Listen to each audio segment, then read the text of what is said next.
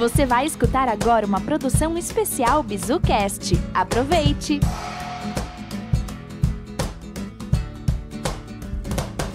Agora eu tenho que virar um empreendedor. Minha carreira parou de andar. Na verdade agora eu acho que ela nunca andou. Rapidamente tudo virou experiência. Bem-vindos, pessoal, para mais um BizuCast!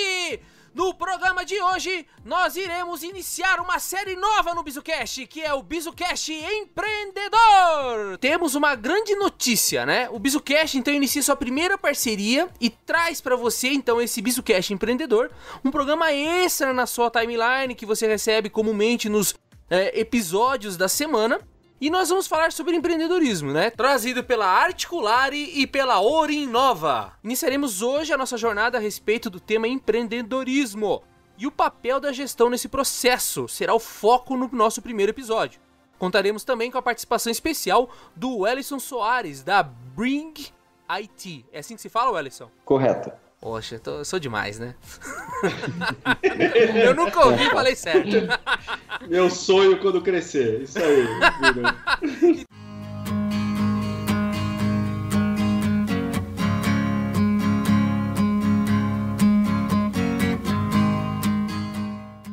Então vai lá, Grazi, se apresenta, Grazi. Olá, pessoal, meu nome é Graziele, sou administradora de formação, atualmente sou uma empreendedora na área de consultoria e sou aí uma das sócias da Articulare Soluções Empresariais. Edson Tubaldini. Opa, eu sou o Edson, também sou aí sócio da Articulare, já vim aí de grandes empresas, venho de família de empreendedores, e aí decidi entrar nesse mundo aí e ajudar os pequenos e médios aí, né? Tem aí mais de 20 anos aí de corporativo, e acho que é aí que dá para ajudar um pouco a galera aí a se estruturar. E o Wellison Soares, bem-vindo, Wellison, nosso convidado especial. Opa, bom, eu sou o Wellison, sou sócio fundador da Bring It, um e-commerce que atua basicamente no nicho de peças e acessórios para notebook. Já também tive experiência com grandes empresas antes de iniciar a própria Bring It, e quando eu falo Bring It, pode ser Bring It ou Bring IT. Ambas estão corretas desde a criação do nome.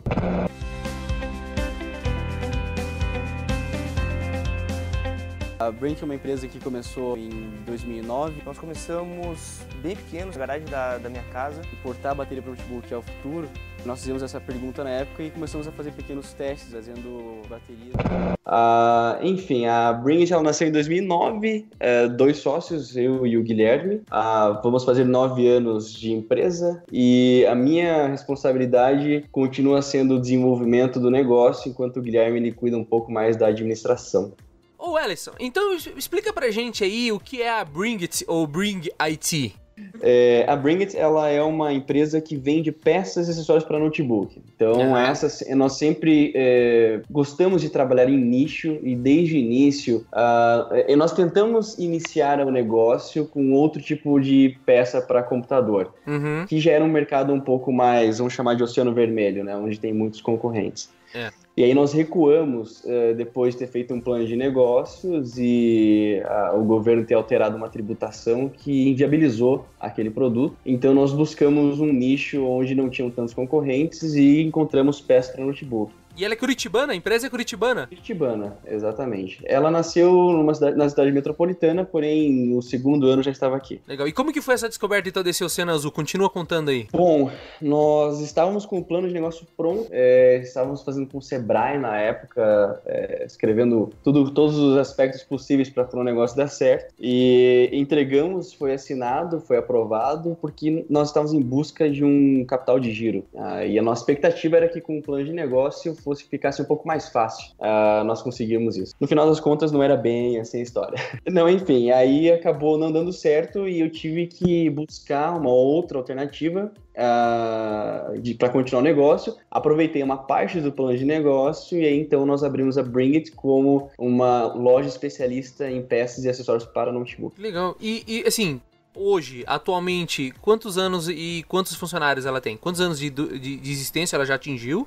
E hoje, quantos funcionários ela possui? Nesse mês de julho, nós completaremos 9 anos, 31 de julho, e hoje são 65 colaboradores. Opa, estamos convidados para a festa, né, Wellington? Sim. Vai ter festa aí, né? Não, vai ter. Sempre Não, tem. eu ia até comentar, Edson, que tava muito. Tá demorando para receber o convite da festa. Pô, é verdade, pô. Hoje é dia 5. Eu tô achando que a gente vai ficar de fora dos 9 anos da Bring It, hein? Olha, não faça isso com a gente, hein, Well? Não, eu não recebi nenhuma informação ainda, então não tenho como então tá nada. Se o CEO tá de fora. Se o CEO tá de fora, quem somos nós, Edson? Pô, eu vou ligar pro Guilherme e vou perguntar pro CFO, porque ele deve estar pagando a festa, então eu vou pedir o convite. Se eu não estou sabendo, bem provável que o Guilherme está sabendo menos ainda. Então...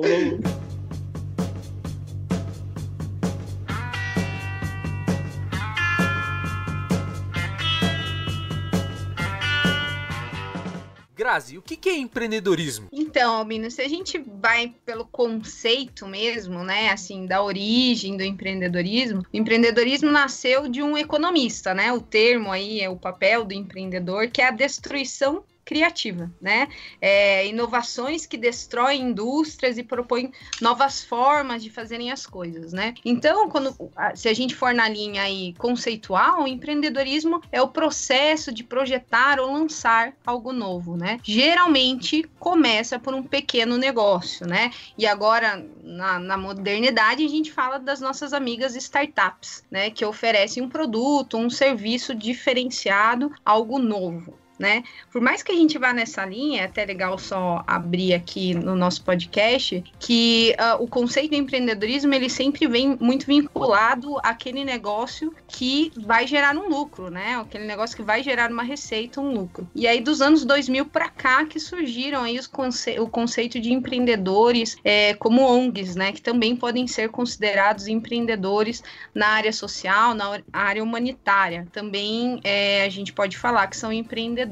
Mas é algo mais jovem no mundo do empreendedorismo, digamos assim, né? 2000 para cá, 18 aninhos aí. Pô, Grazi, esses dias eu ouvi até uma definição super legal de empreendedorismo, né? Que é de se atirar de um penhasco e construir o avião durante a queda. Esse é o que acontece no empreendedorismo, né? Ou seja, você realmente precisa estar ligado a todo momento, porque as coisas mudam muito rápido, né? E é um pouco do exemplo do que o Wellington trouxe, né? Ele começou com um plano de negócio e daí veio uma mudança tributária, o sonho podia acabar, né, Wellington? Mas vocês pivotaram, né? Sim, tivemos que mudar a rota, utilizando um pouco da estrutura que tinha antes em termos de planejamento, mas indo para outro sentido, né? Não foi exatamente o que nós desejávamos antes, mas eu acho que as coisas não acontecem sem um propósito. Ô Edson, Oi. E no final das contas também no Brasil, empreender é quase que uma ação de caridade, né? Porque você tem um sócio, que é o culto aí, que é o governo, né? Todas as dificuldades e tudo que eles colocam na nossa frente como obstáculo. Caras que se metem nisso aqui no Brasil são corajosos, não é verdade? Não sei. Cara, são. Até eu costumo brincar, né, cara? Que empreender aqui nesse país aqui é sair vestindo aí 5 cuecas por dia e rezar pra pelo menos voltar uma intacta no final do dia, cara. Porque o trem é sério, cara. O trem é sério.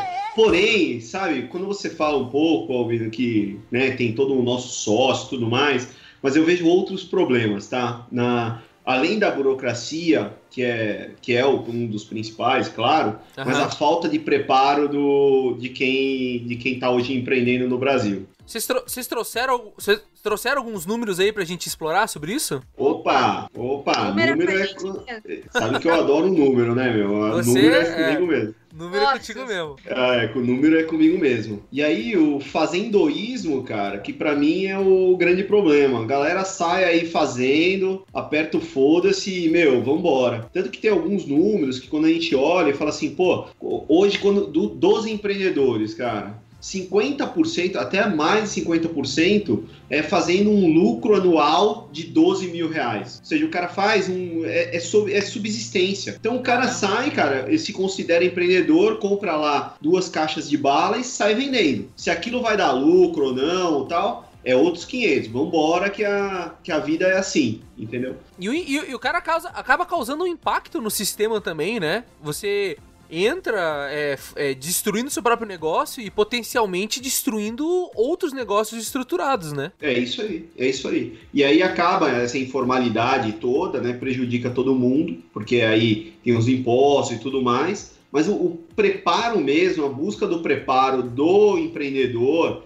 né, que até tem alguns números, a gente vai trazer aí para falar um pouco mais, mas você vê que a galera não se prepara nada, sai que nem umas vacas loucas e bora vender, bora vender. Eu fico louco com o negócio que tem aqui em Curitiba, muito forte aqui em Curitiba. Eu sou de Santos, né? Mas aqui em Curitiba é muito forte. Então aí o cara vai lá e monta uma padaria, tá? Num lugar onde não tinha padaria. Aí o cara começa a dar certo e a galera começa a encher a padaria do cara, mas cara, dá 2, 3 meses, um cara na frente dele monta outra padaria. Aí fica os dois concorrendo, o cara vai, faz preço absurdo, os dois fecham. Aí fica 2 anos sem ter padaria na região. É um negócio meio canibal, né, cara? O cara olha o outro lá se dando bem e fala assim, eu vou entrar dessa também. Eu não vou deixar ele ganhar dinheiro sozinho. E entra lá e afunda os dois. É que nem morrer afogado, os dois abraçados. É um olho gordo, né? Mas você falou que isso é característico daqui, Albino? Você acredita que isso é aqui? Eu vejo isso direto. Eu vejo isso direto em comércio. Sim. Ah, eu vou empreender, que na verdade não é empreender, como o Edson chamou, como que é? É fazedorismo, né? Vou fazer. Fazendoísmo, cara. Vou sair fazendo aí. Vou montar uma pizzaria. Aí o cara sai enfiando o pé pelas mãos, fazendo um monte de besteira e acaba fechando o negócio dele e fazendo mal pro ecossistema ainda. Vamos falar de estatística, então? Mas vamos falar de número, porque eu tô falando de minha impressão, mas acho que a Grazi ou o Edson que trouxeram os números aí? A Grazi é afiada, mas eu já complemento aqui com ela. Não, é que na verdade, assim, ó, acho que vai na linha do que o Edson trouxe do fazendoísmo e da questão do o quanto a pessoa sai fazendo também está vinculado ao nível de escolaridade do nosso país. Vamos pensar assim também, né, gente? Então vamos lá pensar nas taxas do conhecimento mesmo, do nível de escolaridade versus empreendedorismo.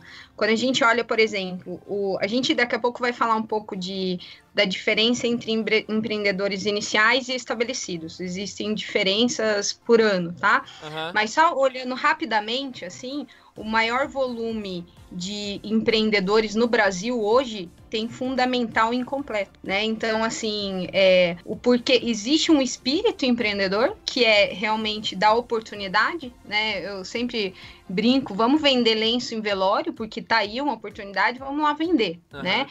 E aí casa um pouco do que a gente vem falando, mas pensa assim, de um total de empreendedores do relatório fechado em 2017, e já dou as referências do relatório, 14,6 milhões tinham fundamental incompleto, né? Agora, olha que interessante, mesmo com fundamental incompleto, quando eu olho para empreendedores que estão abertos há mais de 3 anos, 42 meses, 7 milhões também são do fundamental incompleto. Então, na verdade, existe aí até uma dissonância, né? Porque, sim, o fazejando, eu nem planejo, já saio abrindo, talvez esteja vinculado ao nível escolar e essa falta de informação e de critérios realmente para abrir um negócio, mas ao mesmo tempo, quando a gente olha para empresas que estão aí no mercado há mais de 3 anos, são esses mesmos caras que não têm o fundamental incompleto. Então, assim, só pegando uma linha, de repente, em algum momento, esse empreendedor que já abriu, saiu fazendo, pode ser que sim, feche antes dos 42 meses, mas em algum momento que ele vê que o negócio está dando certo, ele deve pedir ajuda. E aí, vou até puxar um gancho da fala do Ellison aí, que a Bringit foi assim, ele em algum momento entrou e foi atrás da ajuda do Sebrae, e depois pivotou e por aí vai, né? Não é o caso do Ellison tem mais do que o ensino fundamental, eu sei, né? Mas... Ainda bem, né, Ellison? Mas na época eu lembro muito bem disso e eu até cheguei por pouco tempo a acreditar que isso saía muito na mídia sobre o Bill Gates, sobre esses bilionários que não tiveram ou não completaram a graduação, não completaram a formação. Eu era um pouco contra, eu acreditei em determinado momento, depois eu comecei a enxergar que isso estava errado, principalmente por parte da mídia em divulgar isso, tentando... Eu não sei qual que era, só se era uma coisa sensacionalista para chamar um pouco o pessoal para ler as reportagens. I wish that for you. Stay hungry, stay foolish. Thank you all very much. mas era uma coisa que eu comecei a discordar muito conforme eu fui ganhando um pouco mais de experiência com a própria Bring It. E eu percebi que não é assim que funciona. Se você pegar os indicadores de bilionários ou milionários que têm informação, ele é muito mais confiável do que aqueles que, por sorte ou por algum outro motivo, deu certo sem informação. E eu comecei até, sempre que chegavam com essa fala, o cara que dá certo é aquele que abandona a faculdade, porque a faculdade ela destrói a sua criatividade e ela monta você para o mercado de trabalho. Eu acredito que não. O empreendedor mesmo, ele usa a faculdade como ferramenta para construir aquilo que ele quer, aquilo que ele sonha. Então, esse tipo de assunto, hoje ele já está um pouco, acho que mais, não se fala mais tanto, mas na época que nós abrimos a empresa, lá em 2009 até 2012, 2013, se falava muito disso. Então, eu, enfim, aprendi que aquilo estava errado. O fato de você ter uma formação, ela tá te ensinando a aprender, né? Sobretudo, né? Você aprende a aprender, né? Exatamente. E, inclusive, antes de ter aberto a Bring It, eu entendi o que era realmente você aprender alguma coisa. Porque nós, na forma como nós aprendemos ou vamos para a escola ou para a faculdade, você tem aquela expectativa de que você vai sentar na cadeirinha, o professor te falar e você vai aprender. E isso eu acredito que seja um pouco cultural do brasileiro em deixar as coisas para aprender no dia de aula, né, no dia da aula. E pelo que você pega o próprio americano, ele nas faculdades ele tem que estudar a matéria antes da aula. A aula serve só para discussão. E quando eu comecei a própria Bring no primeiro ano já, nós começamos a comprar livros porque não tinha, por exemplo, marketing digital, você não tinha nem curso de marketing digital. Marketing era publicidade e propaganda com ênfase em marketing, algo assim. E nós tivemos que comprar esses livros e aprender e colocar em prática isso em tempo real. Quando eu comecei a fazer isso, começou a chegar a 2, 3 livros por mês na empresa, porque nós entendemos o valor que tem a busca do conhecimento. E depois disso, eu entendi também a importância de você buscar o conhecimento, você se tornar um autodidata para ser um empreendedor, não só nos livros, porque os livros vão te dar uma parte, mas você precisa também estar com outras pessoas que entendam mais, que já tenham passado por experiências, enfim, conectar com outras pessoas. E foi quando eu voltei para finalizar minha graduação, porque eu fui um desses que cheguei no 4º ano, abandonei, abri a empresa, e aí depois eu retornei, me formei para poder fazer um MBA. Então, eu comecei com mestrado, depois para o MBA. Mas, enfim, eu entendi a necessidade não só de eu ler os meus próprios livros, como também ir atrás dessas pessoas que estão lá no mundo acadêmico, que estão desenvolvendo teorias para você poder utilizar no próprio negócio. E o legal é disso, né, Wellington, que no final das contas você tá aprendendo a aprender e tudo mais, e quando você vai montar uma empresa, você tá escrevendo uma história que necessariamente nunca foi escrita, né? Então você também está aprendendo, né? O que você, teu sócio, toda a tua equipe fez aí na Bring IT, você construiu, você teve que aprender, não é verdade? Você trouxe esses conhecimentos, mas você teve que ter essa capacidade de colocar isso em prática. E colocar em prática não foi exatamente como foi colocado em outro lugar, e nem como de repente você recebeu a informação teórica, né? Exatamente. Tem até um artigo bem famoso da Harvard que explica quais são o que você precisa para ser um empreendedor de sucesso, e um dos tópicos que eles falam que é aprenda conforme você for, né? Que é learn as you go. Então, o negócio ele vai evoluindo, ele vai crescendo, e você precisa cada vez mais de skills para lidar com aquelas informações novas, aqueles processos que você não conhecia antes. Então, essa é uma característica chave para um empreendedor conseguir realizar algo de sucesso. Ele tem que aprender conforme o negócio dele for exigindo. Se ele parar, é bem provável que o negócio dele também pare. E pegando um gancho aí com o Wellington comentou, cara, networking é tudo, cara. Você, assim, se você vai abrir um negócio, cara, não guarda isso a 7 chaves. Conversa com as pessoas que conhecem o negócio, tenta levantar o máximo de informação. Não é só na frente de um livro ou na frente da internet que você vai descobrir tudo que você quer desse negócio. Cara, você tem que conversar, tem que trazer. Cara, eu sempre brinco lá até com o Ellison, né? É o famoso indicador TBC, cara. Tira a bunda da cadeira e vamos correr atrás de quem sabe. As pessoas realmente gostam de compartilhar, sabe? Quando você conversa, né, com outras pessoas, elas te dão dica. Você pensa, pô, não, ela vai ficar... A pessoa, o que vai pensar? Cara, não, abre a cabeça e, conversa com as pessoas, que você vai ver que o seu plano de negócio sai melhor. Claro, a ideia tem valor, mas o maior valor não tá na ideia, tá na execução, né? Até só complementando o que o Edson estava falando, uma das coisas que eu mudaria hoje, eu estou fazendo diferente hoje para os novos negócios que estou desenvolvendo, é justamente fortalecer essa rede network. Como eu vim de um negócio digital, para quem tá dentro desse negócio digital, você criar as coisas e se comunicar através do computador, somente pelo computador ou pela internet, como é o nosso caso, por ser um e-commerce, você acredita que você consegue fazer tudo por trás do computador. E hoje eu enxergo que não. Então, até se eu retornasse, se eu pudesse voltar ao tempo, uma coisa que eu modificaria seria manter essa rede de contatos e até aumentar as que eu tinha na época.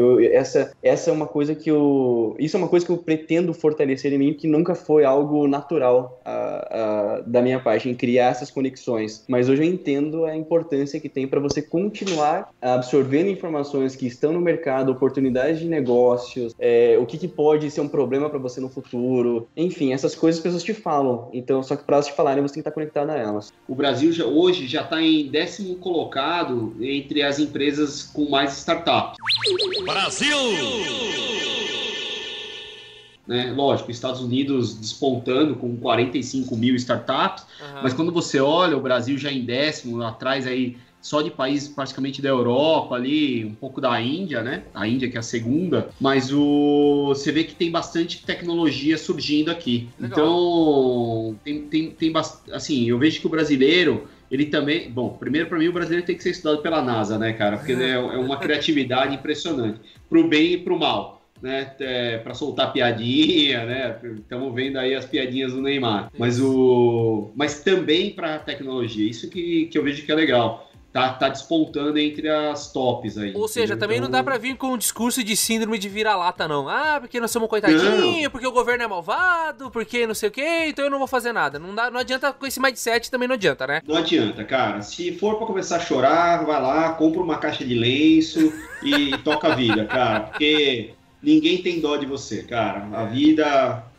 costumo sempre brincar aí com os meninos, a vida é injusta, cara. Então, bora pra frente, cara. Bora pra frente. Para de chorar e bora vender caixa de lenço. Legal. E assim, qual é a maior diferença de empreender no Brasil em relação ao mundo aí fora? Vamos pegar exemplo, Estados Unidos, não sei. Mas só pra gente ir por partes, antes da gente falar, só queria fechar o tópico do Brasil, Albino, antes da gente seguir pro Brasil e mundo, só com relação a alguns conceitos aí para os nossos ouvintes, que no Brasil existem aí eu comentei da categoria de empreendedores iniciais e empreendedores estabelecidos, tá? A nível de conhecimento, os empreendedores iniciais são aqueles que a gente subdivide em nascentes ou novos. Os nascentes são aqueles que ainda não geraram prolabore, salário, por mais de 3 meses, então está na categoria nascentes. A categoria de novos são aqueles que têm até 3 anos e meio, até 42 meses e já geraram prolabore. E os estabelecidos são aqueles que estão há mais de 42 meses no mercado. Então, existem essas categorias para falar sobre empreendedorismo do Brasil. Inclusive, quando você olha entre estabelecidos, você tem um número aí, né, Edson? Você pegou esse número. Entre estabelecidos e novos e nascentes, o maior número são os novos empreendedores, certo? É isso aí, onde tem aí 22 milhões aí de estimativa.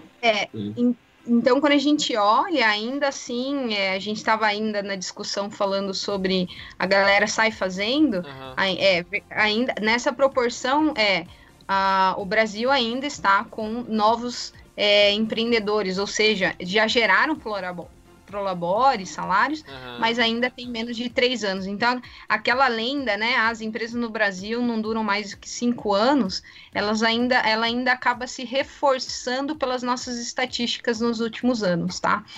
E aí, já levando o gancho, então, com relação Brasil-mundo, quando você olha para o mundo, o Brasil não tem nada de diferente no sentido de existem duas categorias de empreendedor, né? Vou empreender por oportunidade ou por necessidade. né? Isso. O que é? Se eu vou empreender por oportunidade, eu estou iniciando pelo fato de ter percebido uma oportunidade no ambiente onde eu estou. Certo. Se eu estou por necessidade, é pela ausência aí de alternativas para geração de ocupação de renda.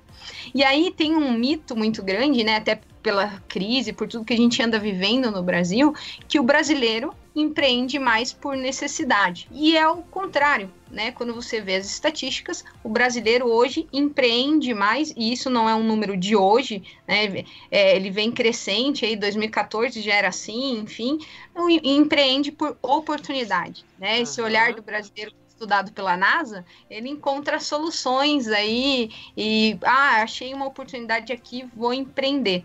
Então, neste sentido, o Brasil é equivalente ao restante do mundo, porque o mundo hoje fala em empreender e é motivado em empreender por oportunidade, não por necessidade. A gente poderia dizer que o que promove a mortandade de um empreendimento aqui ou fora do Brasil é o mesmo motivo.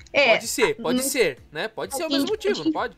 A gente pode inferir isso, né? Mas voltamos lá no inicial. Talvez a questão da morte precoce aí das nossas empresas realmente esteja vinculado ao nível de instrução, ao nível de maturidade que eu tenho a abrir um negócio, né? Eu não sigo lá uma receita de passos para abrir um negócio. Enquanto o Ellison falava ali, é muito interessante, porque ele não falou nada mais do que a construção do chá, né?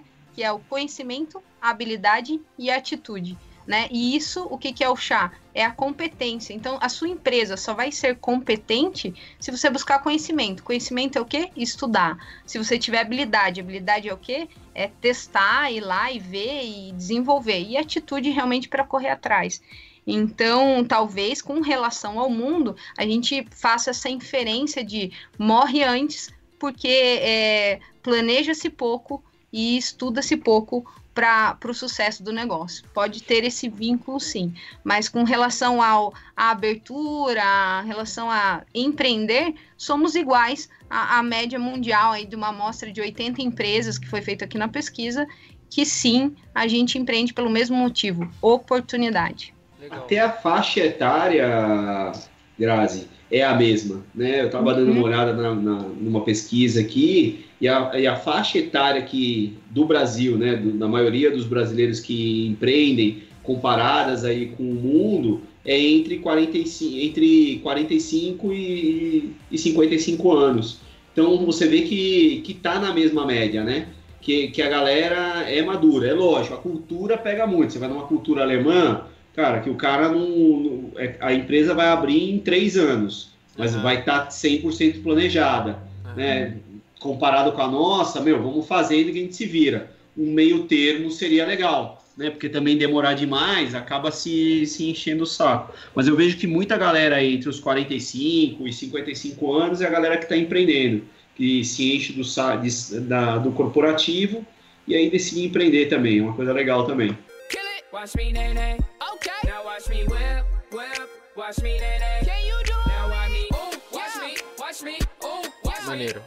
Ô Ellison, tomando como gancho aí o que a gente acabou de falar aí desses desafios com o empreendedorismo, eu queria que você pudesse enriquecer pro público aí que tá ouvindo o podcast, né?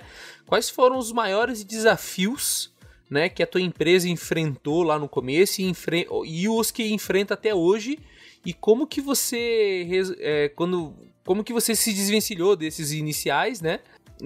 Nessa atitude de empreender e tudo mais, qual foi o sentimento?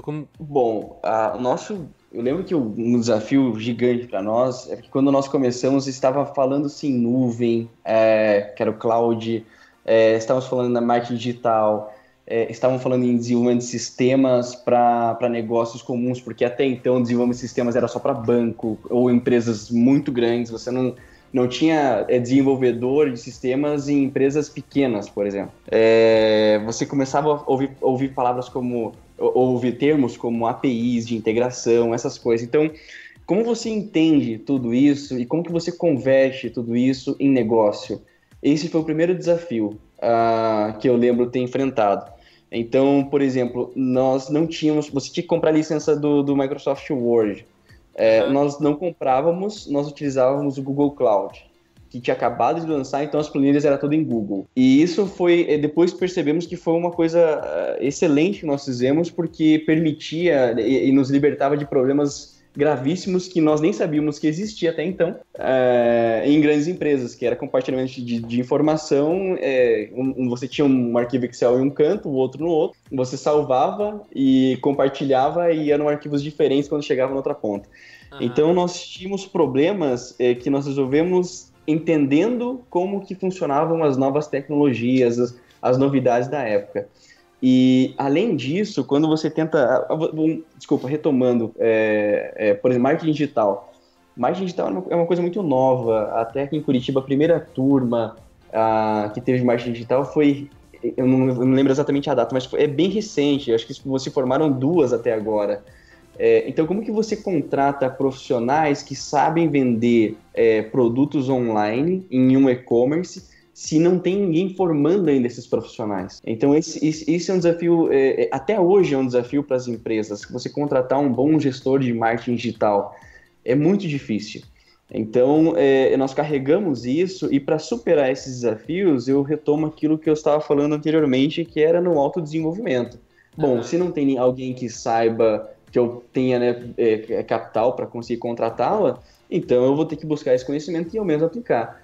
Então, para você superar esses desafios, o papel do empreendedor é esse, é ele correr atrás daquilo que ninguém sabe ainda, ou poucos sabem, e implementar aquilo na empresa para que aquilo gere resultado. É dessa forma que nós estamos superando cada novo desafio até hoje, inclusive é assim que funciona. E é até legal fazer um ponto aqui, porque o Ellison, a Bringit, é um outlier, tá? Para o mercado de empreendedores brasileiros. Porque quando você olha as estatísticas, é relativamente ínfimo, assim, muito pequeno, o empreendedor que faz como ele fez de investir em tecnologia, algo novo na tecnologia. Quando você vai para os empreendedores brasileiros, eles buscam sempre diferenciais, novidades em área comercial, em produto. Business models, né? Business models. O que o Ellison fez, assim, o que a Bringit, ele e o Guilherme fizeram, foi extremamente arrojado, foi extremamente disruptivo até para 9 anos atrás, e até hoje, o último relatório que saiu, os empreendedores brasileiros só investem em tecnologia, investem em algo novo nesta área, se existe uma concorrência, se eles são obrigados, né? Então, é bem bacana, assim, além de ser um empreendedor já estabelecido, o caso do Ellison, ele é diferenciado e é outlier ponto fora da curva diante dos empreendedores brasileiros. Isso é muito legal. Eu achei legal no discurso. Muito obrigado, Grazi. Eu achei legal no discurso. Uau, hein? Rolou uma lágrima aí, velho. Muito obrigado. Quer um abraço? Mas eu achei legal no discurso do Ellison, Grazi, não sei se você concorda, né? Quando ele trouxe desafios, se a gente fosse classificar o tipo do desafio, a classificação de perdas do Lean, né? Ele tá falando aí do conhecimento, do capital humano, né? Ele não tinha disponível recursos humanos, pessoas capacitadas para fazer isso, e ele teve que se capacitar e capacitar pessoas, né? Então ele construiu a infraestrutura que ele precisava para chegar onde ele queria, né? Então, mais uma vez aí, o capital humano e o conhecimento sendo peça fundamental, né? Perfeito. Só complementando, até a Grazi brinca comigo que eu fico comprando livro para as pessoas, mas lá na empresa eu faço muito isso. Se eu vejo que tem um assunto que está em alta lá fora, ou se é algo que eu enxergo que pode agregar alguma coisa, e isso era cultural, assim, sempre foi, desde o começo da empresa. Por exemplo, marketing digital. Nós compramos na época, tinham só 3 livros disponíveis no mercado, eu comprei os 3 e distribuí para as 2 pessoas, um para mim e outro para as 2 pessoas que eu mais acreditava que poderia se desenvolver nesse sentido. Nós criávamos a apresentação um para o outro e íamos treinando não somente nós, como também a equipe. Então, isso que você está falando é exatamente isso. Se você fala assim, qual foi a fórmula da Bringit para ela crescer? Da Bringit para ela crescer até então? Trazer esse conhecimento e repassar para a equipe. É claro que seria muito, muito melhor e o ideal se nós tivéssemos, então, condições de contratar alguém com uma expertise em cima disso e treinar toda a equipe. Mas quando você está empreendendo, você não tem esse capital disponível, então você tem que dar um jeito. E esse dar um jeito para nós foi isso, buscar o conhecimento, compartilhar, treinar o máximo que nós podíamos as pessoas que estavam ali para elas fazerem o máximo que elas também conseguiam. Não estou puxando o saco, Ellison, só quero aquele dinheirinho depois, mas tá bom. Vamos lá. Ô, Ellison, não pode ir pra praia, hein? Se entrar na água até a cintura, a Grazi morre afogada, hein? Não sou eu. Não vai entrar até a cintura da água, hein? Deus me livre! Não sou eu que estou dizendo, tá? Depois aqui eu vou mandar o link pro Albino. O Albino vai disponibilizar o link da pesquisa. Essa é uma pesquisa que foi feita pelo Sebrae, pelo Instituto de Qualidade e Produtividade Brasileiro e pela FGV. Tudo que eu tô trazendo aqui são dados, tá? Eu não tô puxando o saco do Ellison, não. Só tô falando a verdade, ele realmente é o diferencial. Só tá piorando. Mas só tá puxando mais, né, meu? Vambora, que é isso aí. A questão só que eu quero fechar o parênteses aqui é mais um ponto a favor do Ellison quando ele fala em investir nesses últimos 9 anos no autodesenvolvimento, investir no capital humano, quando a gente está falando numa geração chamada milênio, isso é um mega desafio para ele, né? Ele está investindo e o turnover pode ser lá em cima, a pessoa pode sair rápido. Investiu e a pessoa já está indo para concorrência, né? Então, mais um mérito aí para a Bringit estar sobrevivendo nesse cenário e conseguindo reter os talentos. Porque se a partir do momento que você estava com deficiência disso, o mercado também estava. E daí quando você sanou essa deficiência pra você pode estar sanando pro mercado também se você não reter essas pessoas, né? Exatamente. Então, mas o pensamento do El é legal, no sentido que até esse dia eu também vi uma frase. Cara, mas se eu investir no cara, ele vai embora. Cara, se você não investir, você vai quebrar. Então, se você também não investir na galera, ensinar de verdade e parar de culpar as faculdades por não ter o treinamento, alguma coisa... Cara, a sua empresa vai ser mais uma entre as outras. Então, fazendo isso, você está se destacando perante os outros. Tem que investir. Tem que investir nas pessoas, sim. Inclusive, quando você fala assim, qual é o desafio que hoje a empresa enfrenta, esse é um desafio que nós enfrentamos. É um desafio não só nosso, como de todo mundo, e existem formas de você conseguir contornar um pouco desse desafio. Uma delas é justamente o tal do compartilhamento de informações. Você treina uma pessoa e você não deixa aquela informação com aquela pessoa, você garante que pelo menos uma outra sabe pelo menos uns 70% daquilo que a pessoa entende, para que depois, se por algum motivo ela sair da empresa, essa pessoa que está próxima, ela possa assumir as suas atividades. Então, hoje a minha preocupação, ela não está... Se fala muito em retenção e etc, eu posso até um dia descobrir que eu posso estar errado falando isso, tá? Mas a minha preocupação não é tanto a retenção, e sim na disseminação do conhecimento. Ó, uma matriz de habilidade retenção... aí. É isso que eu ia falar. Não, eu achei legal. Eu achei legal. Você tá falando com os pais aí, meu, da gestão da habilidade. É legal, o Ellison tá falando isso porque a gente escuta muito, Ellison, o pessoal falar assim, não, essas ferramentas aí de gestão, cara, isso aí é coisa de modê. Olha eu aqui, empreendedor de sucesso e tal, né? E daí quando eu vejo você falando isso numa outra linguagem, você não precisa falar a matriz de habilidade. O fato de você estar preocupado em disseminar o conhecimento e gerar um conforto em termos de segurança do capital e do know-how para a execução da atividade, isso é matriz de habilidade. Não importa o nome que você dá ou a ferramenta que você usa. Mas que o nome matriz de habilidade é bonito, né? É bonito. É bonito. Ó. O mais lindo é o método por trás dele. Aê, Gra! Bora colocar método nisso, Pode deixar. Não, mas é legal. Eu acho legal o seguinte, o que o Ellison tá falando, talvez tenha gente que demore décadas pra chegar a essa conclusão. Depois de levar um monte de tombo, né? O cara vai falar assim, será que é retenção o meu problema mesmo?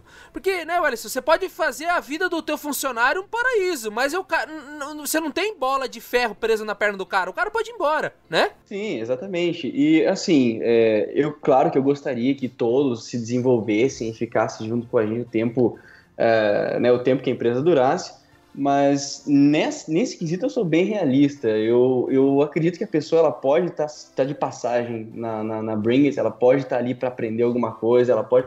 Isso para mim é o mais importante. Se ela estiver ali para aprender alguma coisa, para ela se desenvolver, consequentemente ela vai ajudar o negócio a desenvolver. Legal. O problema é aquela pessoa que não está ali pensando nisso. Essa pessoa ela vai te dar um pouco mais de problema, porque ela pode estagnar o negócio conforme o pensamento dela, né? Então, esse é o mindset dela. Ela pode pensar assim, eu quero ficar 50 anos aqui na empresa e estagnada, né? Exatamente. Então, e não entra ideias novas, né, Well? Não, exatamente. Você pensa, cara, quando também tem um turnover natural, é lógico que você não vai ficar perdendo seus talentos, né? É bom, na verdade, é bom perder os talentos, né? Porque os rápidos é bom segurar. Cara, é trazer novas ideias, novas coisas. Porque também se você ficar só com aquela galera do passado, pô, o que você vai agregar, né? Você vai acabar sempre fazendo a mesma coisa, só.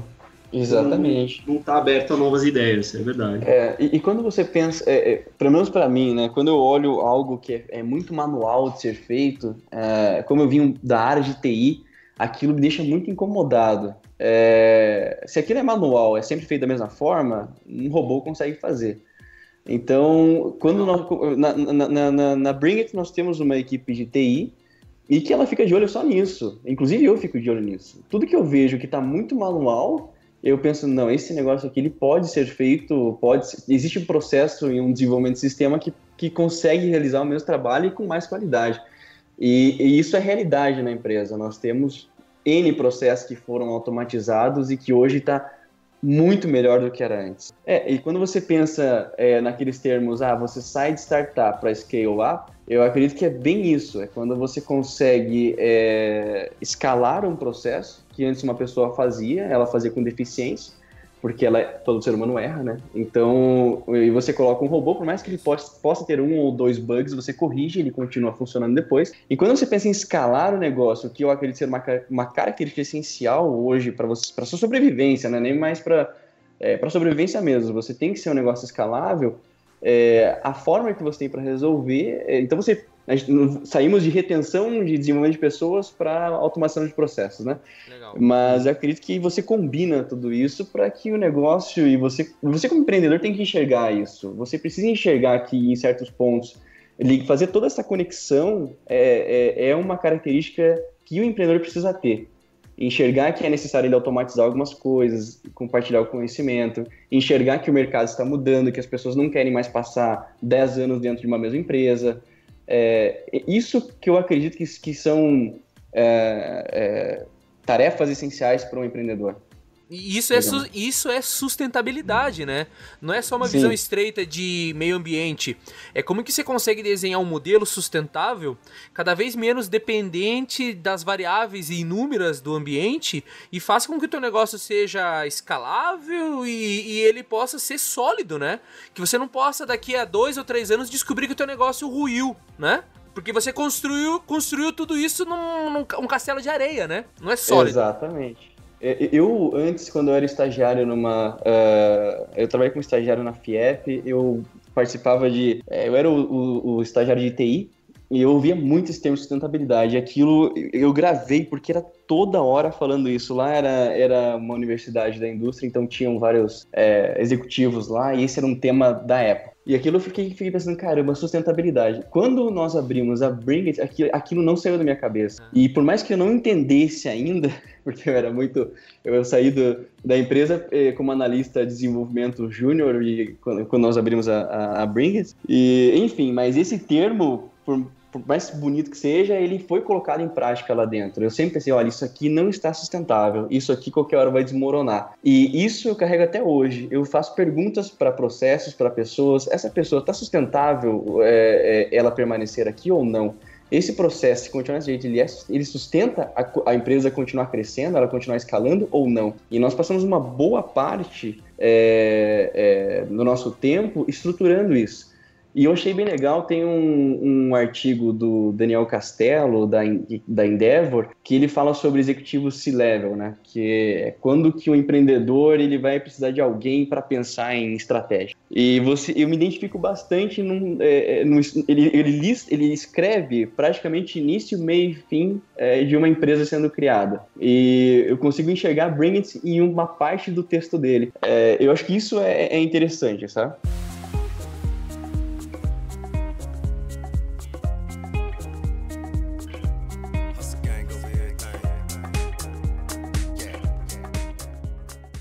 Alisson, o que você faria diferente se você estivesse começando hoje a Bring It? Bom, primeiro... Contrataria, né, Well? Fala aí, Well. Só a Grazi que puxa seu saco? Puxa o meu também, pô. Fala alguma coisa aí, Well, pô. Uma coisa que eu faria, com certeza, diferente era aquilo que eu comentei, que o Edson falou que era muito importante, é desenvolver melhor no network. Como empreendedor digital, e tem muitos empreendedores digitais hoje, eu reforço aquilo que eu falei anteriormente, que você acaba achando que você consegue fazer todos os seus negócios atrás de um computador. E se você não tem essa capacidade, você precisa ter alguém que tenha dentro da sua empresa. Tá muito forte hoje, né? Hoje, quando você olha o Uber... Quem tem um pouco de conhecimento sabe que o Uber é um grande Frankenstein de APIs, né? Ninguém, Exatamente. De repente, criou nada, né? Mas foi um grande network, uma grande ideia, um grande network que fez uma ideia funcionar, né? Exatamente. Então, se eu voltasse ao tempo, eu faria isso de forma diferente. Eu teria fortalecido o meu networking. Isso seria uma das coisas. Uma outra coisa que eu teria feito era ter buscado uma mentoria de alto nível antes. Eu não teria esperado, passar 9 anos, 8 anos de empresa para contratar um mentor. O mentor, hoje eu vejo o quão importante ele é para você conseguir realmente entender problemas que ele já passou, que ele já entendeu, que ele já resolveu. Legal. Isso eu teria feito, se eu pudesse, teria feito lá no meu 4º ano, 5º ano, com certeza eu teria evitado vários problemas que com certeza não ajudaram no desenvolvimento do negócio, né? E uma outra coisa, eu teria forçado um pouco mais para termos um ambiente de escritório, um ambiente melhor antes. Porque isso teve uma mudança muito radical na empresa quando nós tivemos um escritório, porque as pessoas, e pega essa geração nova, elas ficam com aquela imagem de escritório Google, todos os escritório Facebook, e elas querem entrar no escritório, assim, e se você não tiver um escritório preparado para essas pessoas, simplesmente elas não comparecem para entrevista. Então isso é uma coisa que eu teria feito antes. E a Bring It, ela sempre teve uma característica de tentar organizar as coisas. Nós sempre tivemos essa grande vontade. Uma coisa que eu também teria feito antes era estruturar melhor lá pelo 4º, 5º ano de empresa. Que aí sim, Edson, concordo, entro no que você estava falando, teria buscado um plano estratégico, algo mais formal para a empresa, porque existem pesquisadores e acadêmicos e até práticos que dizem que você não precisa de um plano de negócio para você empreender inicialmente. Eu vejo de duas formas. Eu acho que tem negócio que você precisa de ter um plano bem detalhado. Você, por exemplo, não vai lançar uma tecnologia para carro autônomo e sair testando com as pessoas. Então você tem que ter um negócio... Bom exemplo, gostei. Então, aí você precisa de um plano extremamente estruturado, testado. O que não funciona aquele livro do Eric Ries em Startup Enxuta. Agora, se você vai lançar um serviço e que o risco é baixo de dar algum problema, aí você não precisa de todo um planejamento inicial. Porém, depois que você já tem o teu negócio funcionando, que você já está conseguindo obter receita, que está crescendo, é essencial que você parta para um planejamento mais formal. Então, isso eu teria feito antes. Se eu tivesse a cabeça que eu tenho hoje há 4, 5 anos atrás. Poxa, e é legal você falar, porque realmente você planejar, porque o que eu vejo muitas vezes? Eu vejo a galera monta o negócio, ganha o dinheiro, mas com oportunidades infinitas, né? De melhorar, de melhoria, de produtividade, de melhorar o negócio. Só que a galera foca ali no operacional e vamos vender. Então, fazer um planejamento, dar uma olhada nos indicadores, criar realmente, né, um controle, cara, você consegue aumentar aí tranquilamente a sua margem, né? Você consegue melhorar sem precisar sair vendendo muito mais, porque às vezes tem problemas tão básicos que você acaba não vendo, preocupado aí, sair vendendo e tudo mais.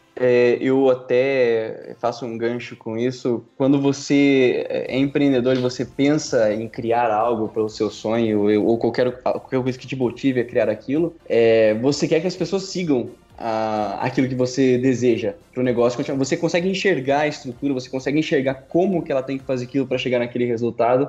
Você enxerga esse tipo de coisa. Só que se você não formalizar a tua estrutura, você não definir processo, você não tiver um plano, uma estratégia, as pessoas que estão seguindo você, porque você é o líder, né? Acaba sendo o líder da empresa, as pessoas seguem você. Elas, nem sempre você vai estar lá, elas vão estar te vendo. Você não está 24 horas dentro da empresa, ou você vai precisar viajar, você vai precisar ir a eventos, vai precisar até tirar suas férias. E se você não tiver uma estrutura formalizada, as pessoas elas vão se perder. E elas não vão saber o que é estratégico, o que não é estratégico. Vai ter discussão de se é estratégia, se não é estratégia, se é operação, se não é operação. E não vão sair do lugar. Então, quando você tem um negócio que ele já está gerando resultado, formalizar ele, criar um plano para ele, é essencial para que ele continue, sem você estar ali. Porque senão você vai ser aquele cara que vai viver para a empresa, você não vai ter os outros aspectos essenciais da vida, né?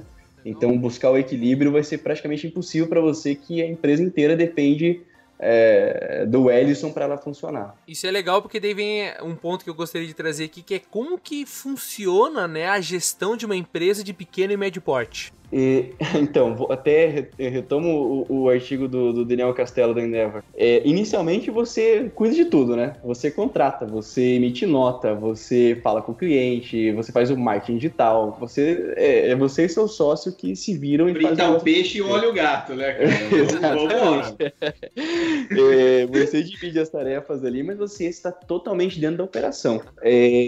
Na gestão de pequeno para médio, eu acho que a sacada que, para mim, é uma sacada que nós tivemos, foi identificar o que as grandes empresas fazem em termos de gestão e trazer isso para a realidade de uma pequena ou média empresa. Então, que dá certo, Ellison, que dá. Porque a galera põe isso, não, mas só empresa grande, porque ele tem 35 mil pessoas lá. Mas dá para encaixar, não dá? Não, dá sim, você consegue adaptar, sabe? Por exemplo...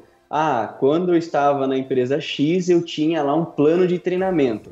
Pô, que legal, por que nós não temos um plano de treinamento aqui também? Entendeu? Então, assim, não é uma coisa de grande empresa, é uma coisa de qualquer empresa. E, e se você for disseminar conhecimento, como nós estávamos conversando anteriormente, é exatamente isso. Você absorve o processo dessas grandes e traz para a sua pequena empresa. Não, e talvez seja muito mais fácil, porque o ciclo que numa empresa de grande porte vai demorar 1 ano para completar, você pode fazer um ciclo em 3 meses de desenvolvimento, né? Com certeza.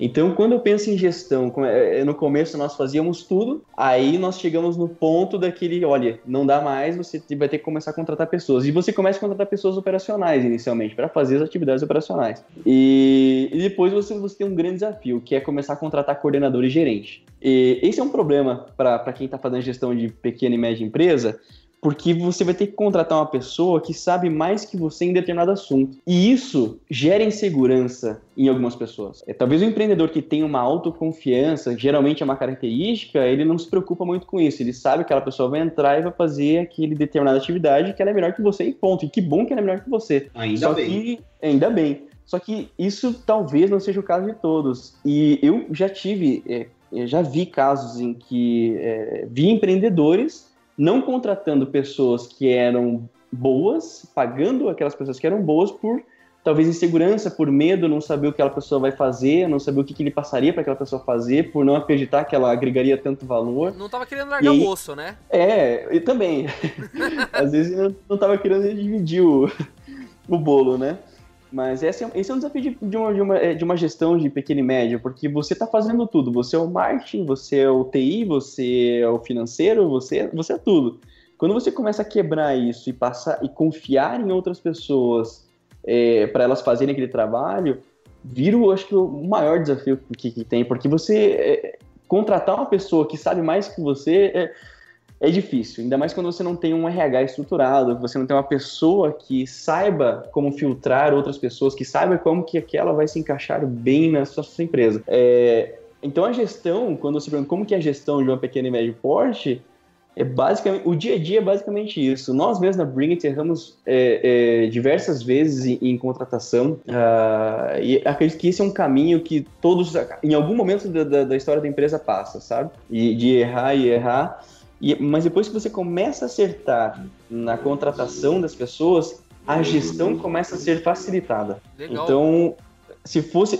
inclusive até na última pergunta que você fez, era que eu faria diferente, eu teria estruturado melhor essa questão de contratação de pessoas. Legal. Isso... Nós demoramos muito para perceber o quão grave estava sendo, por não ter, né? Ô, Grazi, acho que agora é o momento oportuno, já que o Ellison trouxe essa coisa de gestão aí tão forte, acho que é o momento oportuno de entrar no próximo item, que é em que momento, então, né, a gestão faz diferença no empreendimento, né? Na hora de empreender.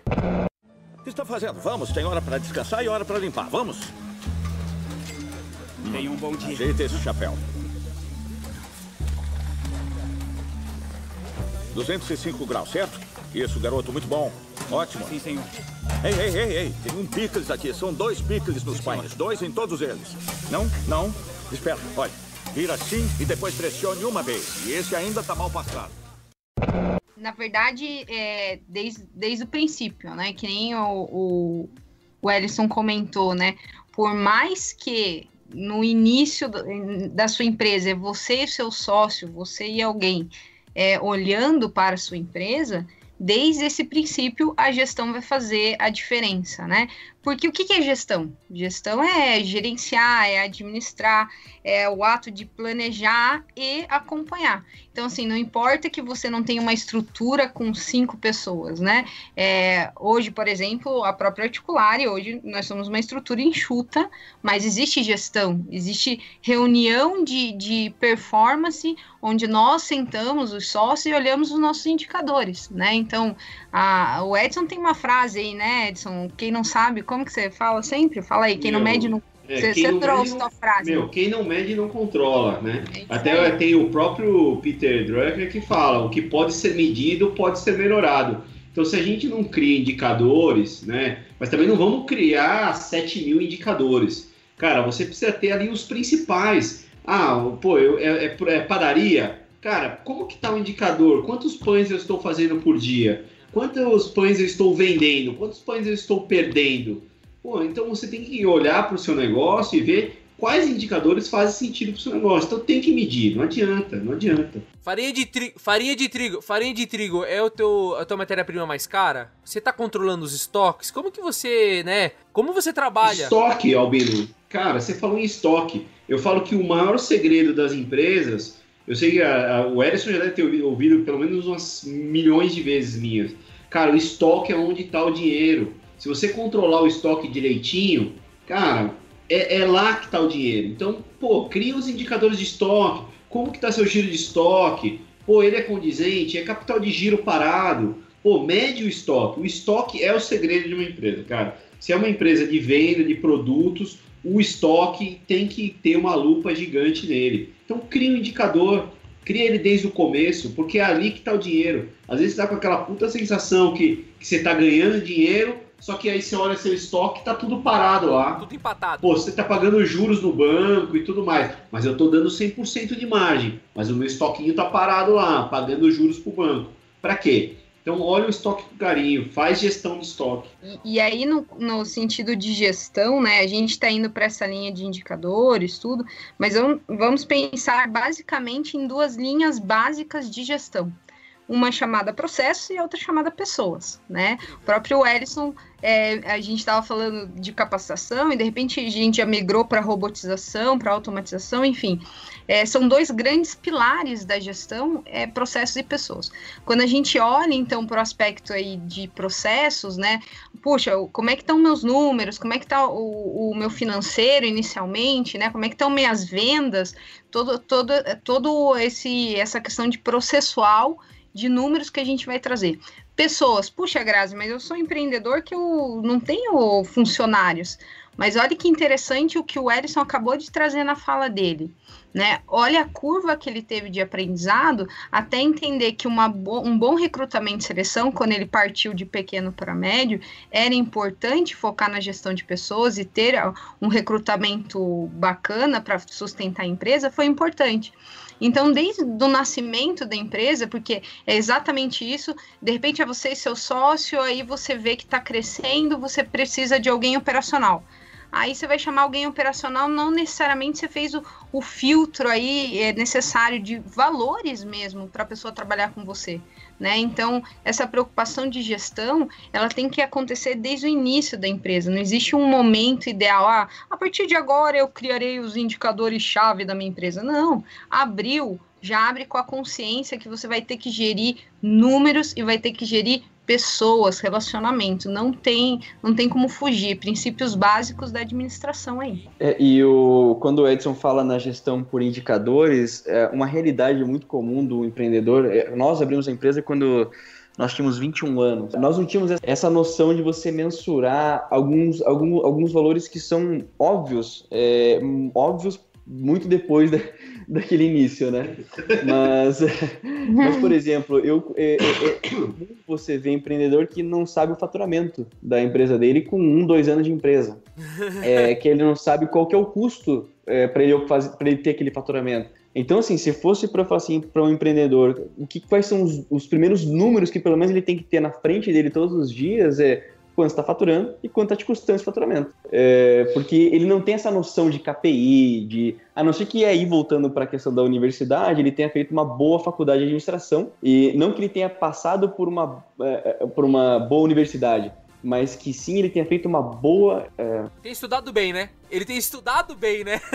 Exatamente, ele tenha feito um bom curso, né? Porque você pode fazer, independente da universidade, se você vai atrás e você estuda, é você que faz a sua aprendizagem. Então, se o cara fez uma boa faculdade de administração, ele sabe que ele tem que, pelo menos, ele tem que medir essas duas coisas, custo e faturamento. Depois, com certeza, ele vai crescendo, ele vai quebrando isso para outros indicadores que interessam para ele, né? Legal, porque quem tá escutando isso também é o cara que tá pensando em empreender, é o cara que já está empreendendo e às vezes tá desesperado, não tá vendo uma saída, mas também tem muito estudante que escuta isso, né? Então, cara, fica a mensagem aí, né? Minha faculdade não é boa. Não existe faculdade que não é boa, né, cara? Você pode buscar o conhecimento, você pode se desenvolver mais. Claro, se você tiver numa faculdade com uma estrutura melhor, você vai ter isso com maior facilidade. Mas assim, não põe na tua cabeça essa minhoca aí que a mídia fica colocando, né? Que basta você ser o Steve Jobs sem estudo de nada que você vai alcançar esse resultado. Na verdade, assim, não vai ser no barzinho, na sinuca e no truco que você vai conseguir, cara. Você tem que estudar sim, tem que se dedicar, tem que ralar, né? E depois, quando você começar, vai ralar mais ainda. Exatamente. Pô, Albino, denunciou a idade, hein? A galera joga pôquer, cara. Truco, isso aí é da nossa época. A galera joga pôquer na faculdade. Será que tem truco? Cara, truco acho que acabou. Isso aí é old school total. Será? Não, agora tem um negócio, RPG. Eu acho que os mais velhos falam assim, cacheta. Aí você é velho mesmo. Não, cacheta é velho mesmo.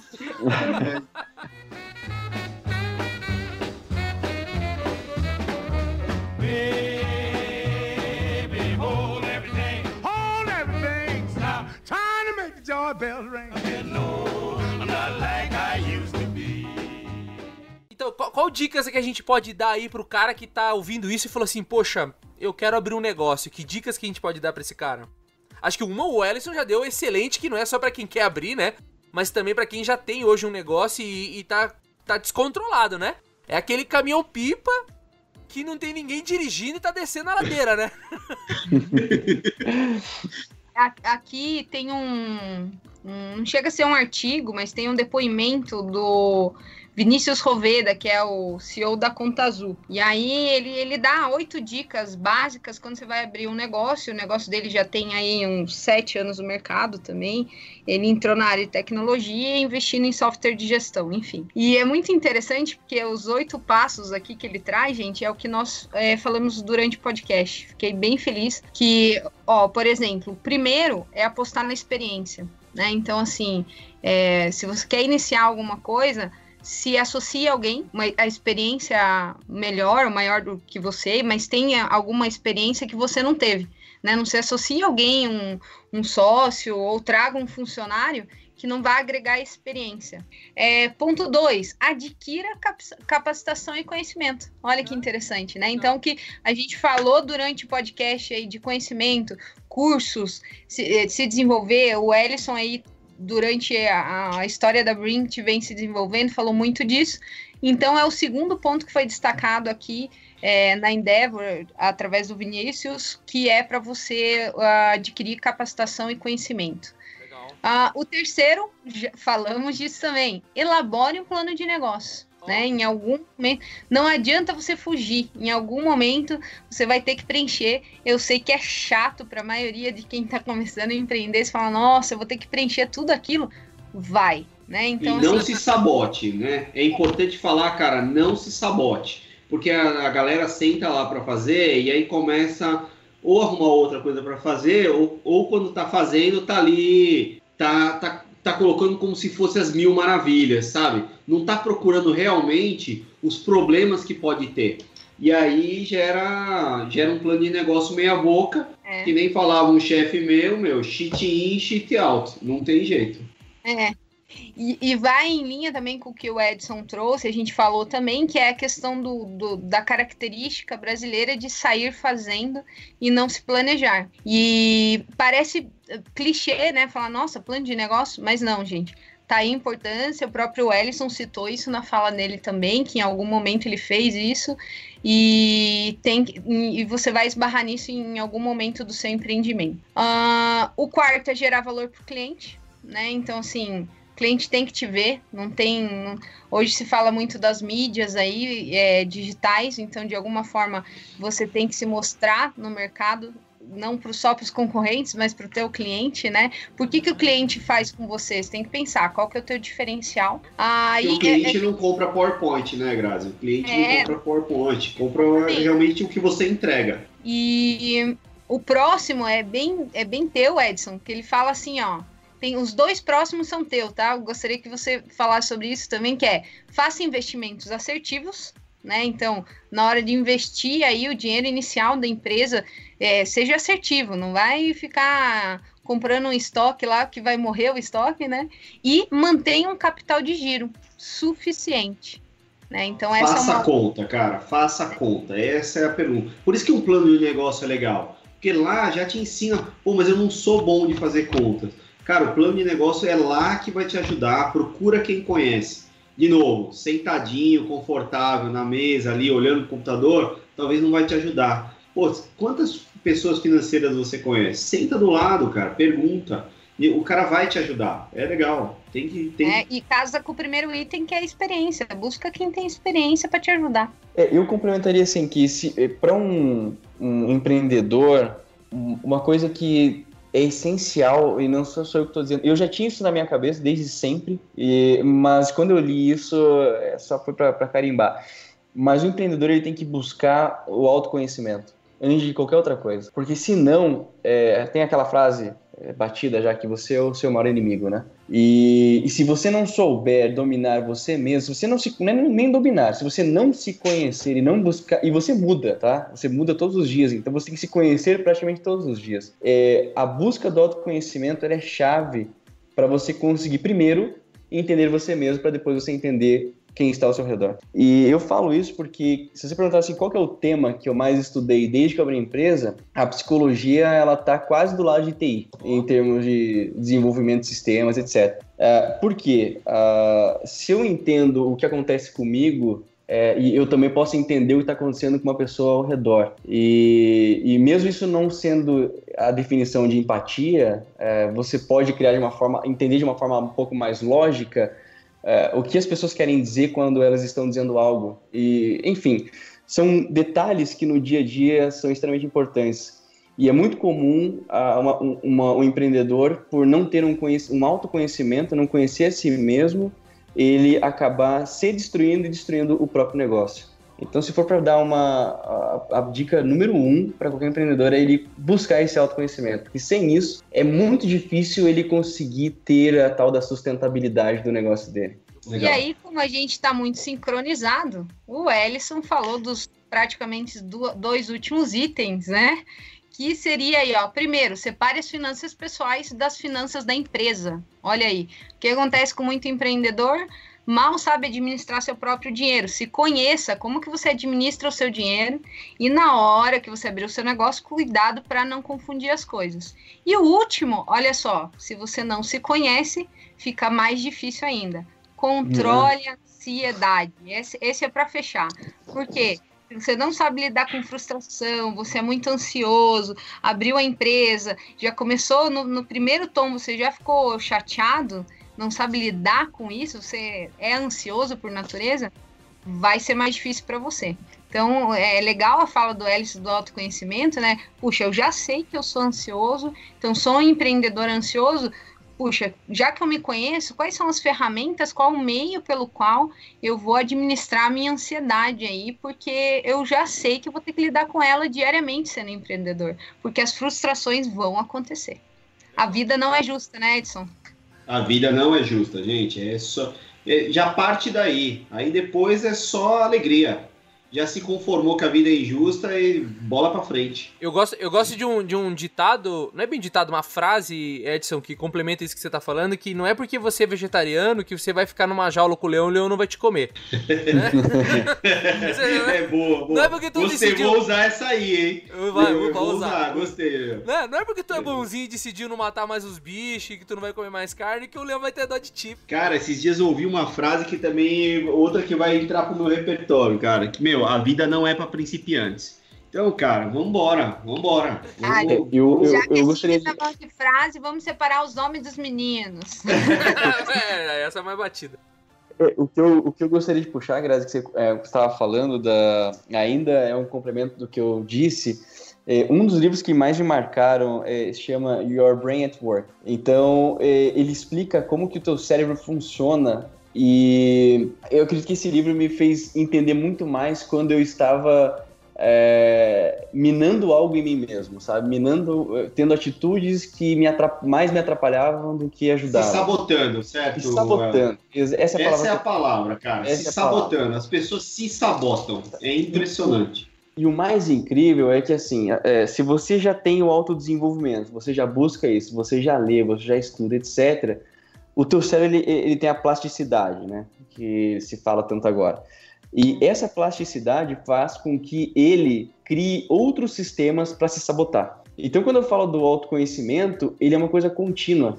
Porque por mais que você se conheça hoje, amanhã você já é uma pessoa diferente. É como um vírus, então, né? Você que é de TI, é um vírus, né, cara? É um vírus. Ele se desenvolve, ele cria novas estruturas. E se você, por exemplo, tem uma tendência à preguiça, ele vai te dar um motivo muito mais sofisticado para você deitar e dormir do que você tinha antes.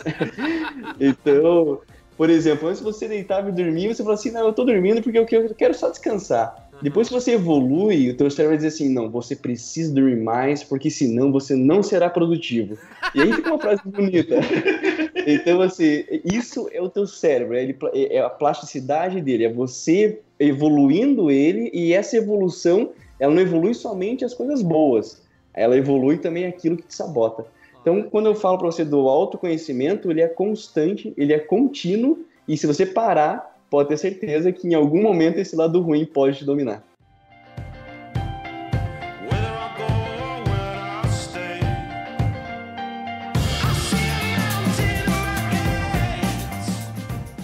E agora a gente tá terminando quase o nosso tempo de gravação aí. Eu queria que a gente fosse pro último item, antes dos recados finais, que é que dica que a gente vai dar aí pro cara que já tá 2 anos no mercado aí. Posso falar minha frase clássica, Well? Pode. Sai da porra do operacional, galera. Sai da porra do... Eu falei que eu vou fazer uns quadrinhos, eu vou entregar aí também pra todo mundo, porque, cara, sai... Porque a galera, que nem diz a Grade, eu gosto da frase da Grade, tá confortável e quentinho e fica no operacional. Galera, vamos olhar o negócio um pouco de cima. A gente falou em estratégia, a gente falou em indicadores, então, vamos fazer a gestão disso. Ah, mas Edson, eu tenho que fritar o peixe e olhar o gato. É a vida é injusta.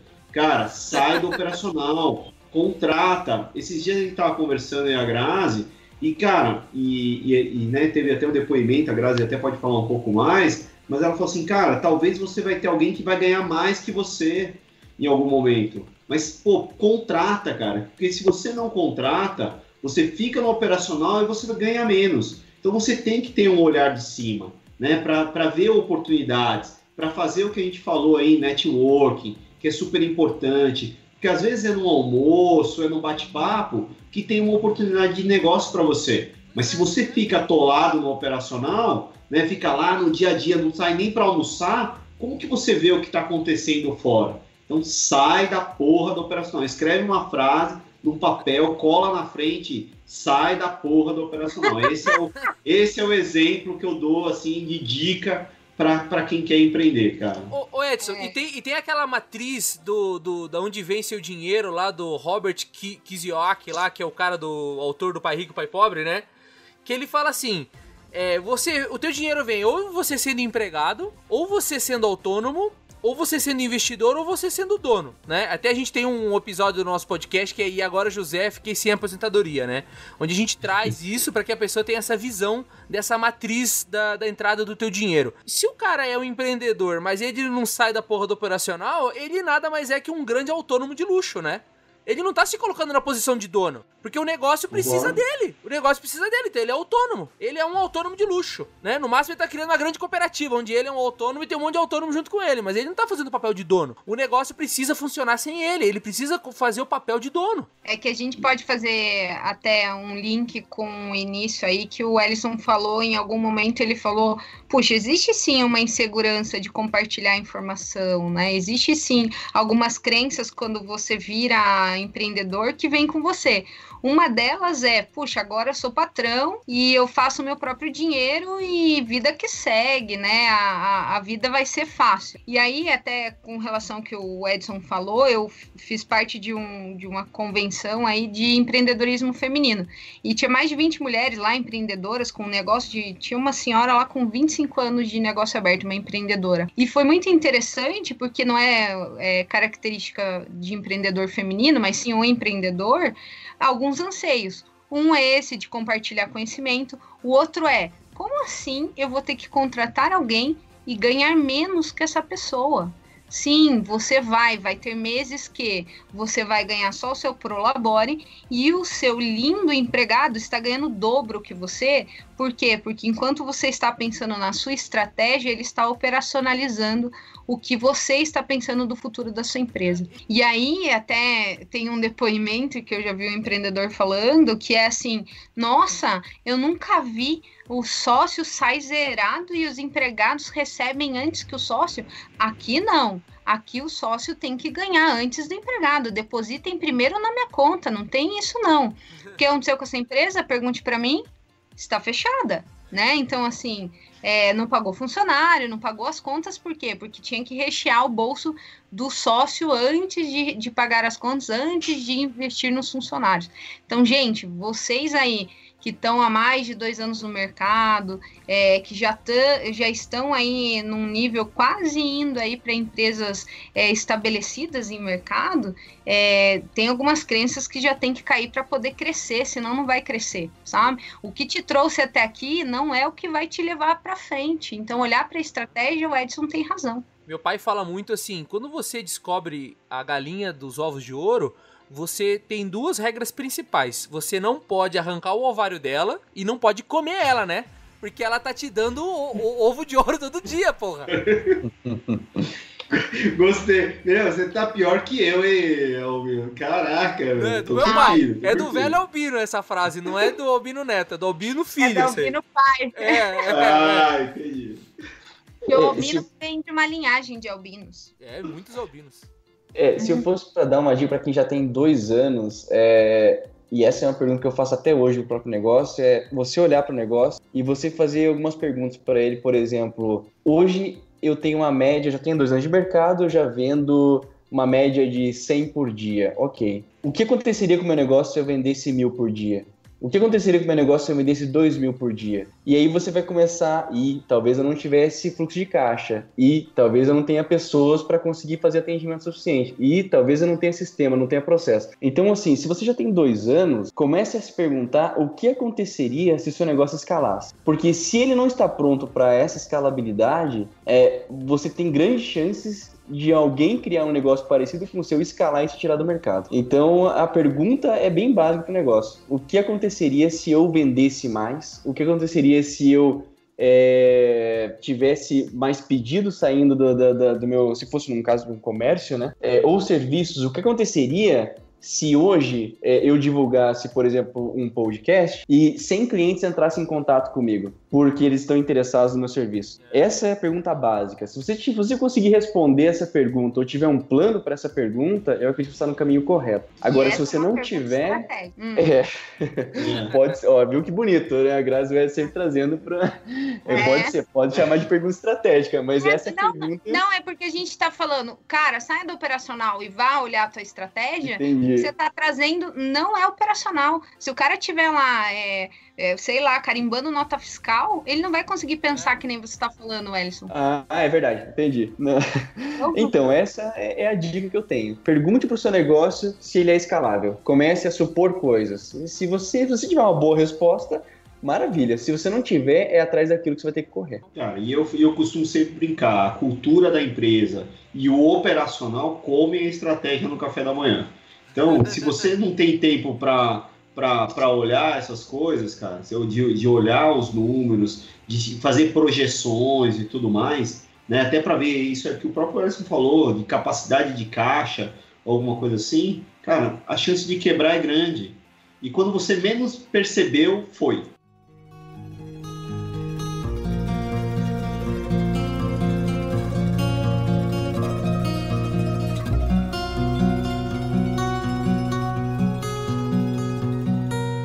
Legal, muito maneiro. Vamos para os nossos recados finais aí, indicações de estudo, leitura ou indicações de dicas aí, de eventos. Agora é você, Well. Agora é contigo.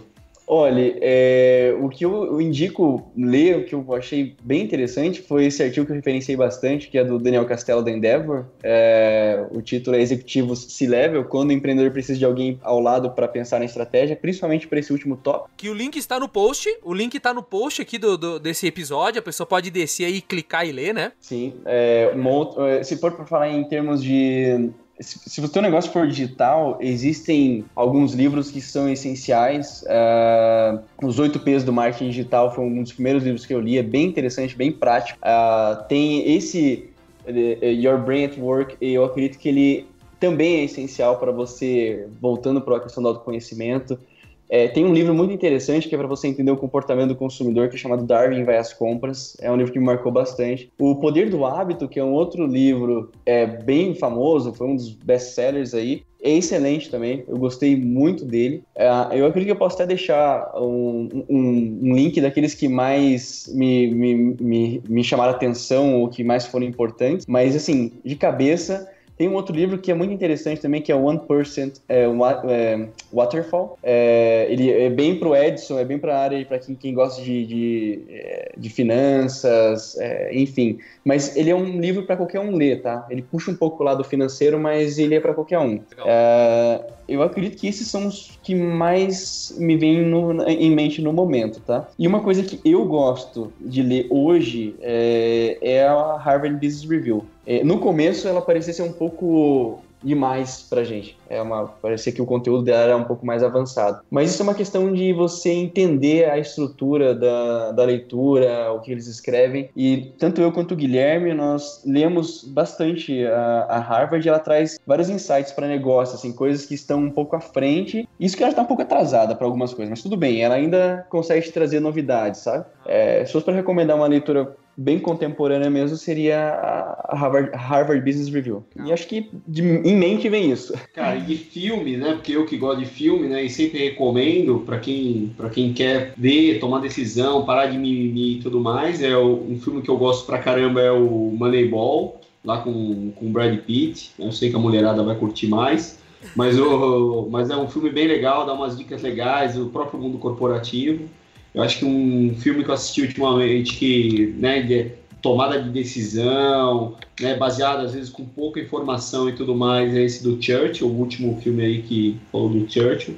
Também é um filme bem legal para quem tem aí quem gosta de aprender assistindo. Então, bastante dica legal que dá para aplicar na vida como ela é. E tem o Fome de Poder, que você gosta muito também, né, Edson? Que eu acho que lá também tem algumas coisas, mesmo que falando de franchise e tudo, da questão do McDonald's, mas tem algumas mensagens de empreendedorismo mesmo no filme, né? Boa, essa é bem legal, né? Tem um lado lá negro da força, que, né, o cara traiu a mulher, não sei lá, mas assim, realmente de tomar negócio, que às vezes você tá numa sociedade que de repente o cara não tá querendo ir junto com você. Então que decisão você vai tomar, entendeu? Não ser sujo, mas você quer crescer, o que você vai fazer? Então, assim, esse é um outro filme legal, Grazi, bem lembrado, que é um filme que eu recomendo bastante também. Um livro que eu me lembrei agora, que foi muito importante pra gente também, é o livro O Cisne Negro. É um livro que mudou a forma como eu pensava. Eu também recomendo muito para qualquer um que esteja empreendendo. Ele fala do acaso das coisas.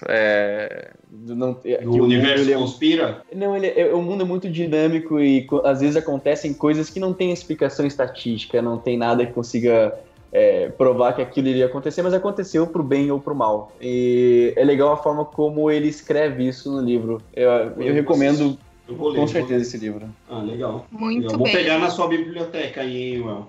Tá lá, pode pegar, tá lá. Legal, eu vou dar 2 dicas, né? A primeira é em termos de YouTube, para quem gosta aí. Eu acho o canal da Endeavor Brasil muito interessante, tem várias dicas lá. Até essa conferência, essa participação que eu fiz nesse seminário é com a Bel Umberg, ela é uma empreendedora, tudo falando do empreendedorismo feminino, mas lá no canal da Endeavor você vai ver bastante empreendedor dando testemunho, e é bem legal, né? Então, assim, aquilo que a gente falou de um dos tópicos, veja a experiência, né? Como a gente conseguiu ouvir o Ellison aqui hoje, faz toda a diferença, né? Se você está prestes a abrir ou está em andamento com o seu empreendimento. E a outra dica é de uma feira, né? Uma feira que a gente vai ter em breve aí.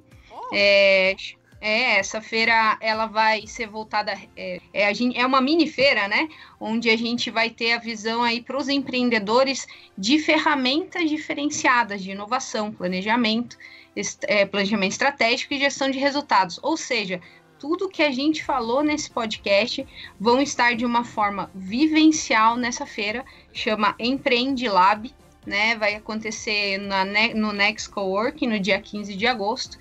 E aí, pessoal, quem está ouvindo o podcast e já é empreendedor, e a gente falou também durante esse podcast que não é porque está lá na empresa grande que não serve para você, pequeno, médio ou que está em andamento com o seu negócio, existem sim ferramentas que você vai vivenciar nessa feira que podem trazer sucesso para o seu negócio.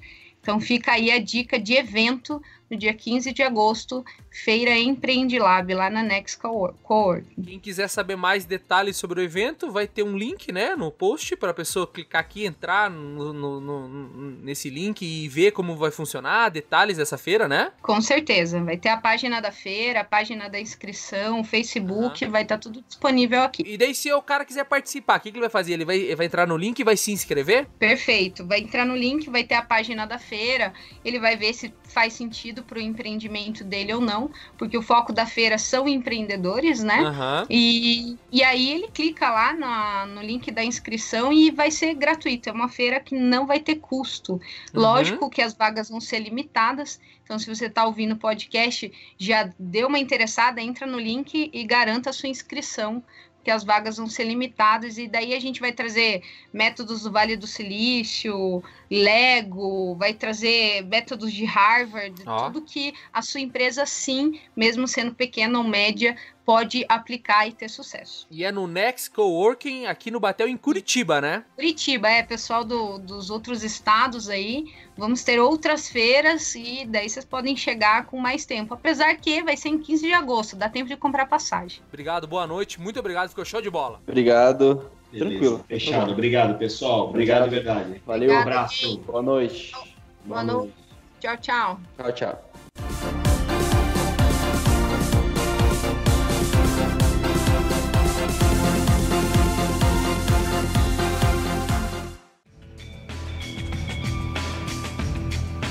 Produzido e editado por BizuCast.